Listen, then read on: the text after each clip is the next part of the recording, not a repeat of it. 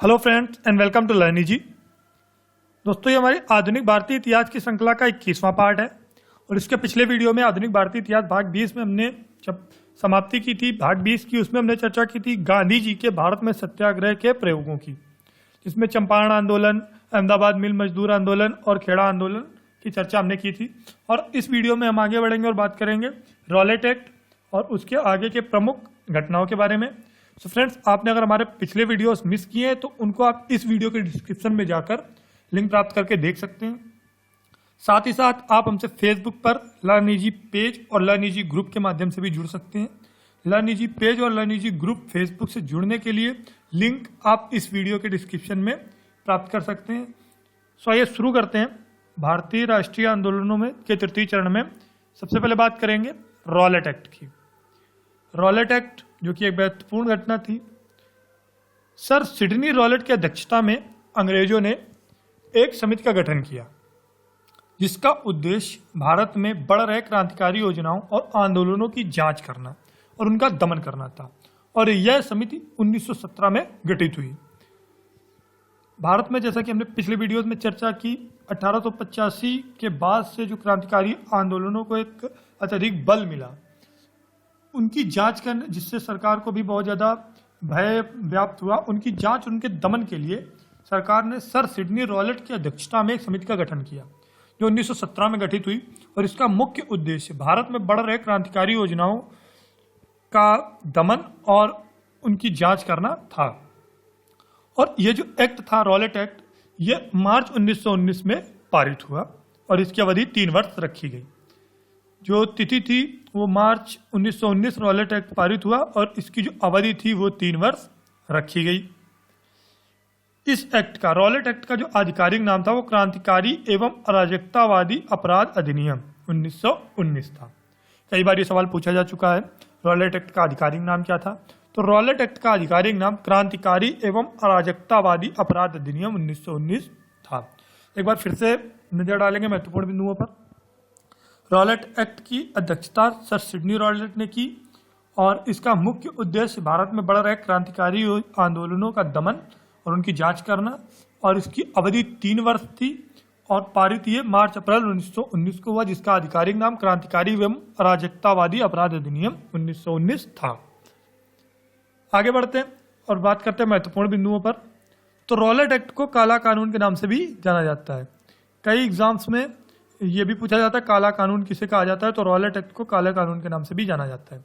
और इसको काला कानून क्यों कहा जाता है उस पर अगर विस्तृत रूप से चर्चा करते हैं तो इस एक्ट के अनुसार सरकार के पास किसी भी राजनीतिक आंदोलन के दमन करने का पूर्ण अधिकार प्राप्त था। यही एक कारण था कि इसको काला कानून दिया गया नाम। और इसके बाद जो अन्य अधिकार थे उस पर अगर चर्चा करते हैं तो जब सरकार के पास राजनीतिक आंदोलनों के दमन का अधिकार था ही, साथ जो आम जनता थी उनके प्रति क्या अधिकार क्षेत्र बढ़ा सरकार का, उस पर अगर नजर डालते हैं तो इस विधेयक में सरकार को किसी भी व्यक्ति को संदेह के आधार पर बिना वारंट के बंदी बनाने का अधिकार प्राप्त हुआ, क्योंकि एक बहुत ही महत्वपूर्ण अधिकार था किसी भी व्यक्ति को संदेह के आधार पर बंदी बनाना, जिसका अंग्रेजों ने काफी ज्यादा गलत उपयोग भी किया। साथ में देश से निष्कासित करने का अधिकार, किसी भी व्यक्ति को देश से निष्कासित करने का अधिकार इस विधेयक के द्वारा सरकार को प्राप्त हुआ। प्रेस को अपने नियंत्रण में रखने का अधिकार सरकार को प्राप्त हुआ। और न्यायिक सुनवाई के, जो कि बहुत ही महत्वपूर्ण बिंदु है, न्यायिक सुनवाई के लिए बिना जूरी के विशेष अदालतों की स्थापना करने का अधिकार भी प्राप्त हुआ। तो ये कुछ महत्वपूर्ण बिंदु थे जिनकी वजह से रॉलेट एक्ट को काला कानून के नाम से भी जाना जाता था। इस एक्ट ने गांधी जी को अत्यधिक आघात पहुंचाया। जो रॉलेट एक्ट था इसने गांधी जी को बहुत अधिक आघात पहुंचाया। यही कारण था कि गांधी जी ने अंग्रेजों को शैतान लोगों की संज्ञा दी। गांधी जी ने अंग्रेजों को शैतान लोगों की संज्ञा रॉलेट एक्ट के पारित होने के बाद दी और साथ ही साथ इस एक्ट के विरोध में राष्ट्रव्यापी सत्याग्रह की घोषणा की। सत्याग्रह जो घोषणा की गई और उसके आंदोलन की जो तिथि निर्धारित हुई वो 6 अप्रैल 1919 निर्धारित की गई। दिल्ली में सत्याग्रह का नेतृत्व श्रद्धानंद ने किया। चूंकि यह एक राष्ट्रव्यापी सत्याग्रह था, इस वजह से विभिन्न क्षेत्रों में इसका नेतृत्व विभिन्न लोगों के द्वारा किया गया। तो दिल्ली में इसका नेतृत्व सदानंद के द्वारा किया गया, जहां पर भीड़ पर अंग्रेजों ने गोलियां चलाई और जिसमें 5 क्रांतिकारियों की मृत्यु हो गई। इसके बाद जो महत्वपूर्ण घटना हुई वो पंजाब में 10 अप्रैल 1919 ईस्वी को कांग्रेस के 2 प्रमुख नेता डॉक्टर सैफुद्दीन किचलू और डॉक्टर सत्यपाल की गिरफ्तारी के खिलाफ टाउन हॉल और पोस्ट ऑफिस पर क्रांतिकारियों के द्वारा हमले किए गए। जब कांग्रेस के 2 प्रमुख नेता डॉक्टर सैफुद्दीन किचलू और डॉक्टर सत्यपाल की गिरफ्तारी हुई तो इसके विरोध में क्रांतिकारियों ने पंजाब में टाउन हॉल और पोस्ट ऑफिस पर हमले किए। इस हमले को बहुत ही गंभीर रूप से लेते हुए सरकार ने नगर प्रशासन का दायित्व सैन्य अधिकारी जनरल डायर को सौंप दिया, जिसने जनसभाओं पर पूर्णतः प्रतिबंध लगा दिया। जब टाउन हॉल और पोस्ट ऑफिस पर हमले किए गए, इसके बाद सरकार ने जो नगर प्रशासन का दायित्व था वो जनरल डायर को सौंप दिया और जनरल डायर ने जनसभाओं पर पूर्णतः प्रतिबंध लगा दिया। जनसभाओं पर पूर्णतः प्रतिबंध लगाने के बाद जो सबसे महत्वपूर्ण घटना हुई वो जलियांवाला बाग हत्याकांड था, जो कि भारतीय इतिहास में बहुत ही महत्वपूर्ण भूमिका रखता है और ये भारतीय इतिहास का सबसे बड़ा हत्याकांड भी माना जाता है। इस पर अगर विस्तृत रूप से चर्चा करते हैं तो डॉक्टर सत्यपाल और डॉक्टर सैफुद्दीन की गिरफ्तारी के खिलाफ 13 अप्रैल 1919 को पंजाब के अमृतसर के समीप जलियांवाला बाग में जनसभा का आयोजन हुआ।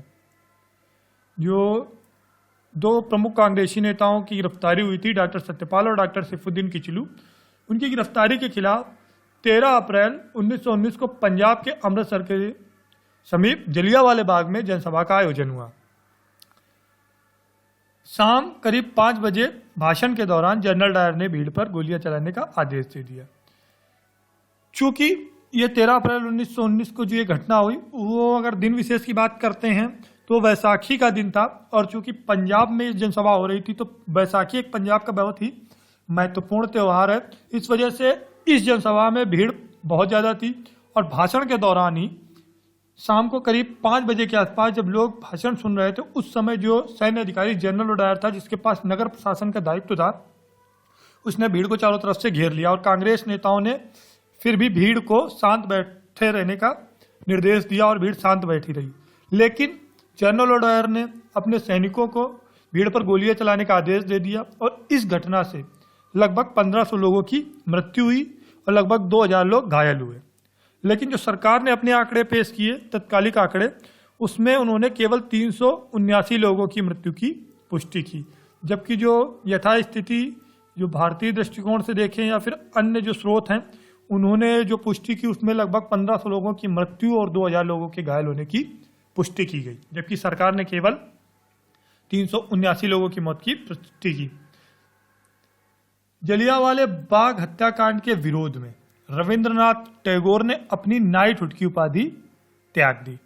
नाइटहुड की उपाधि रविंद्रनाथ टैगोर को जो अंग्रेजों के द्वारा प्रदान की गई थी, उसका त्याग रविंद्रनाथ टैगोर ने जलियांवाला हत्याकांड के विरोध में किया और शंकर नायर जो थे, शंकर नायर ने वायसराय परिषद से इस्तीफा दे दिया। शंकर नायर ने वायसराय पद से भी इस्तीफा दे दिया। तो ये जो विरोध में 2 महत्वपूर्ण विरोध में घटनाएं हुई वो नाइटहुड की उपाधि का त्याग और वायसराय परिषद से शंकर नायर का इस्तीफा था। जलियांवाला बाग हत्याकांड की पूरी जानकारी या फिर ये बोले कि जनसभा की पूरी जानकारी, जो जनसभा का आयोजन हो रहा था उसकी जानकारी अंग्रेजों तक एक भारतीय जिसका नाम हंसराज था उसने पहुंचाई।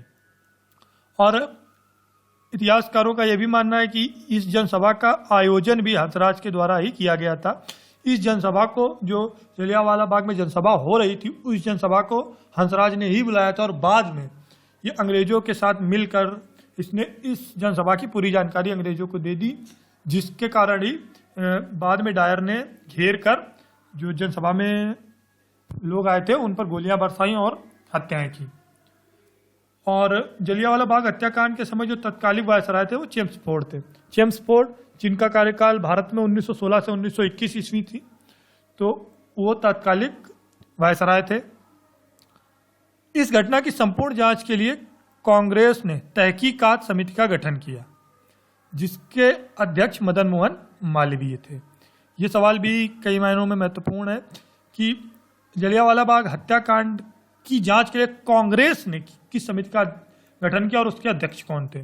तो कांग्रेस ने जो समिति का गठन किया वो तहकीकात समिति थी, जिसके अध्यक्ष मदन मोहन मालवीय थे। अगर अन्य सदस्यों की बात करते हैं तो उसमें गांधी जी, मोतीलाल नेहरू, चित्तरंजन दास और अब्बास तैयब जी भी शामिल थे। इसके बाद जलियांवाला बाग हत्याकांड की जांच के लिए ब्रिटिश सरकार ने हंटर कमेटी की स्थापना की।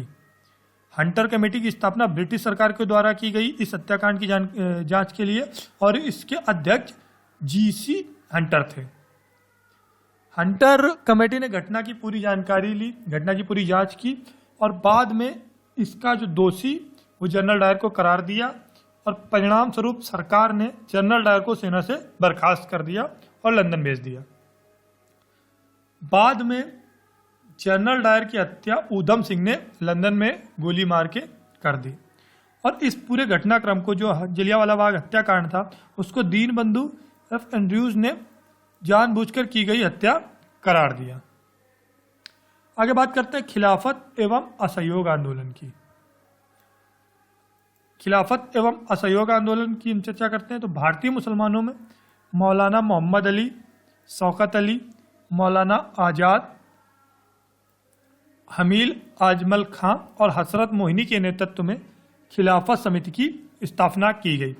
अगर चर्चा करते हैं कि समिति की स्थापना की गई तो क्यों की गई उस पर, तो प्रथम विश्व युद्ध के बाद जो भारत में मुस्लिम और हिंदू रहते थे उनमें काफ़ी ज़्यादा एकता उभर कर सामने आई, और जो प्रथम विश्व युद्ध का जो नतीजा आया जिसमें तुर्की मित्र राज्य पराजित हुआ और उसने अपने साम्राज्य का अधिकांश भाग ब्रिटेन और फ्रांस में आपस में बांट लिया, और भारतीय मुसलमान जो थे वो तुर्की के सुल्तान जो खलीफा भी था, इस दृष्टि से वे संसार के मुसलमानों का धार्मिक प्रधान भी था। जो खलीफा था वो धार्मिक प्रधान भी था, उसकी स्थिति के प्रति सशंकित थे, उनके प्रति थोड़ा आशंकित थे।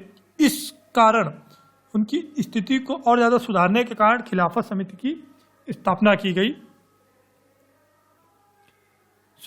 इसका जो उद्देश्य था, संक्षेप में अगर बात करते हैं तो इसका उद्देश्य तुर्की साम्राज्य में बंटवारे के खिलाफ खलीफा के पक्ष में आंदोलन करना था। खिलाफत समिति के अध्यक्ष बंबई के सेठ छोटानी ने की अध्यक्षता जो की, वो बंबई के सेठ छोटानी ने खिलाफत समिति की अध्यक्षता की। आगे चर्चा करते हैं 1919 में दिल्ली और 1920 ईस्वी में केंद्रीय खिलाफत समिति ने कलकत्ता अधिवेशन में सरकार के साथ सहयोग न करने का प्रस्ताव स्वीकारा। चूंकि ये खलीफा अतः उन्होंने सहयोग न करने का प्रस्ताव स्वीकारा, चूंकि इसका मुख्य उद्देश्य ही जो तुर्की साम्राज्य के बंटवारे के खिलाफ खलीफा के पक्ष में आंदोलन करना था। इस वजह से इन्होंने सहयोग, जो सरकार का सहयोग था, उसको ना करने की प्रस्ताव को स्वीकृत किया। 1 अगस्त 1920 को खिलाफत समिति ने असहयोग आंदोलन शुरू कर दिया। असहयोग आंदोलन का मुख्य उद्देश्य स्वराज्य प्राप्ति भी था। गांधी जी ने अपनी कैसरे हिंद की उपाधि त्याग कर असहयोग आंदोलन में शामिल हुए, और ऐसा करने वाले जो थे गांधी जी वो प्रथम व्यक्ति थे। आगे बात करते हैं असहयोग आंदोलन का विरोध कुछ कांग्रेसियों ने भी किया। चूंकि यह कांग्रेस के द्वारा चलाया जाने वाला आंदोलन था, लेकिन फिर भी कुछ कांग्रेसियों ने इसका विद्रोह किया, और उन्होंने विद्रोह इस तर्क पर किया जो साम्राज्यवाद के विरुद्ध संघर्ष को अनावश्यक मानते थे। कुछ ऐसे कांग्रेसी जो साम्राज्यवाद के विरुद्ध संघर्ष को अनावश्यक मानते थे, उन्होंने असहयोग आंदोलन का विरोध किया। और विरोध करने वाले प्रमुख नेताओं की अगर बात करते हैं तो इसमें Annie Besant, Bipin Chandra Pal, GS खरपड़े प्रमुख थे। असहयोग आंदोलन को चलाने के लिए, चूंकि आंदोलन तो चल रहा था, राष्ट्रव्यापी था, तो इसको चलाने के लिए पैसे की भी आवश्यकता थी। अतः तिलक ने स्वराज्य फंड की स्थापना की। स्वराज्य फंड की स्थापना हुई वो तिलक के द्वारा की गई, और इस फंड में 6 महीने में ही लगभग 1 करोड़ रुपए जमा हो गए। 17 नवंबर 1921 ईस्वी को प्रिंस ऑफ वेल्स भारत आए, और बंबई में 1 दिन की हड़ताल इनके भारत आगमन के विरोध में की गई। सरकार ने खिलाफत समिति और असहयोग आंदोलन को गैर कानूनी करार दे दिया। आगे बात करते हैं। सरकार ने 1921 में गांधी जी को छोड़कर कांग्रेस के लगभग सभी नेताओं को जेल में डाल दिया। पहले इन्होंने खिलाफत समिति और असहयोग आंदोलन को गैर कानूनी करार दिया और बाद में गांधी जी को छोड़कर अन्य जो प्रमुख नेता थे कांग्रेसी सबको जेल में डाल दिया, जिसके कारण 1 फरवरी 1922 ईस्वी को गांधी जी ने सरकार को अल्टीमेटम भेजा कि जो सरकार इसका दमन करना चाह रही है असहयोग आंदोलन का, वो बंद कर दे और जितने क्रांतिकारियों को उन्होंने जेल में डाला है उनको रिहा करे, या फिर अगर वो ऐसा नहीं करती है तो बरदौली में सविनय अवज्ञा आंदोलन का सामूहिक रूप से शुरुआत की जाएगी। यह अल्टीमेटम गांधी जी ने सरकार को भेजा, लेकिन अल्टीमेटम के जवाब से पहले ही चौरी चौरा कांड हो गया, जिसके कारण असहयोग आंदोलन समाप्त करना पड़ा गांधी जी को। तो चौरी चौरा कांड पर एक बार नजर डालते हैं। तो 5 फरवरी 1922 ईस्वी को उत्तर प्रदेश के गोरखपुर जिले में किसानों के जुलूस पर गोलियां चलाई गईं। इस घटना के विरोध में क्रांतिकारियों ने थाने पर हमला किया और 22 पुलिसकर्मियों की मृत्यु हो गई। 5 फरवरी 1922 ईस्वी को उत्तर प्रदेश के गोरखपुर जिले में किसानों के जुलूस पर सरकार ने गोलियां चलवाई।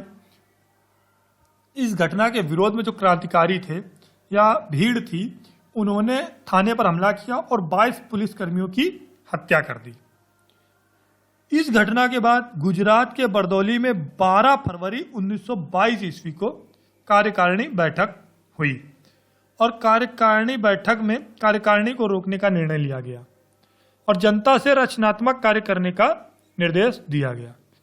अतः ये बोल सकते हैं कि जो असहयोग आंदोलन की समाप्ति थी वो 12 फरवरी 1922 ईस्वी ही हुई और सरकार ने गांधी जी पर जनता को भड़काने का आरोप लगाकर गिरफ्तार कर लिया और 6 साल की सजा सुनाई। ये चौरी चौरा कांड का जो है सबसे प्रमुख बात रही। सरकार ने जो गांधी जी थे उन पर जनता को भड़काने का आरोप लगाया और उनको गिरफ्तार करके 6 साल की सजा सुनाई और इस प्रकार असहयोग आंदोलन की समाप्ति 12 फरवरी 1922 ईस्वी को हो गई। सो फ्रेंड्स, इस वीडियो में इतना ही और अगले वीडियो में हम बात करेंगे राष्ट्रीय क्रांतिकारी आंदोलनों के शेष भाग की, जिसमें हम बात करेंगे साइमन कमीशन और ट्रेड यूनियन, साथ ही साथ भारत छोड़ो आंदोलन या सविनय अवज्ञा आंदोलन की। So friends, thanks for watching this video and for regular updates don't forget to like this video and subscribe this video. Thanks for watching. Thank you.